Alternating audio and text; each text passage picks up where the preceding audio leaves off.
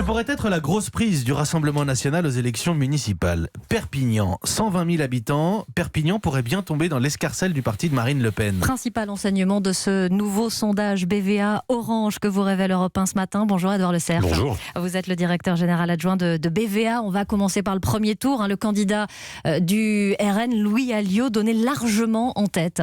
Largement en tête au premier tour avec 35% d'intention de vote. Il devance en effet largement le maire sortant, Jean-Marc Pujol, qui obtient 19%. Souvenez-vous, en 2014, on est dans le même duel, en tout cas le même duel, les mêmes en tête au premier tour, mais l'écart entre les deux était extrêmement faible. Or là, on voit effectivement que Jean-Marc Pujol souffre de quelque chose. Un bilan relativement mitigé, en tout cas aux yeux de ses concitoyens. Il n'y en a qu'un sur deux à considérer que son bilan, qu'ils sont satisfaits de son action.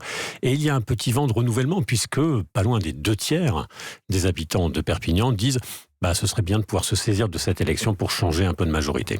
Or, avec risque de triangulaire, voire de quadrangulaire, à moins d'un front républicain en face, Louis Alliot pourrait l'emporter le 22 mars prochain. Oui, vous avez raison, l'hypothèse quadrangulaire est possible, en tout cas dans cette intention de vote, puisqu'on a deux autres candidats qui obtiennent 15% des intentions de vote. C'est la liste conduite par Romain Gruot pour La République En Marche, le MoDem et l'UDI, et la liste, on va dire, de gauche ou de centre-gauche, conduite par Agnès Langevin, qui obtiendrait également 15%. Donc, à moins de ce front républicain, c'est ce qui s'était passé, encore une fois, souvenons-nous, en 2014, puisqu'en 2014, il y avait eu un désistement du candidat de gauche au profit de Jean-Marc Pujol, qui lui avait permis d'obtenir 55% des voix au second tour. Ici, est-ce que ce front républicain tiendra ? C'est une vraie question, compte tenu de la moindre attractivité. Un candidat comme Jean-Marc Pujol à 19%, eh bien, ça a un pouvoir d'attractivité un peu moindre que lorsque vous êtes à 33%.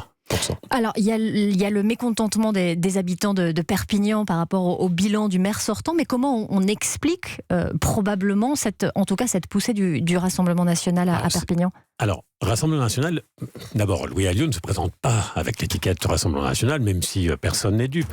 Et puis, c'est vrai qu'il y a aussi des éléments de préoccupation lorsqu'on a interrogé les Perpignanais et les électeurs sur leurs principaux sujets de préoccupation relatifs à ces élections municipales. Et on a en tête la sécurité, qui est 14 points au-dessus de ce que l'on retrouve en moyenne nationale. Ils sont à 50%, le mettant comme la principale préoccupation, et juste derrière la propreté. On va dire que ce sont des thèmes sur lesquels Louis Alliot peut jouer. Il y a une forme de zone de confort, ce qui peut effectivement faire une cohérence entre sa candidature et les attentes d'un certain nombre de citoyens. Merci pour cette analyse en direct. Édouard Le Cerf, directeur adjoint de BVA. Les détails du sondage sur europe1.fr et je le rappelle sur les enceintes connectées avec Europe 1. Toutes les listes et les jours de scrutin, tous les résultats commune par commune, facilement à retrouver sur ces enceintes connectées.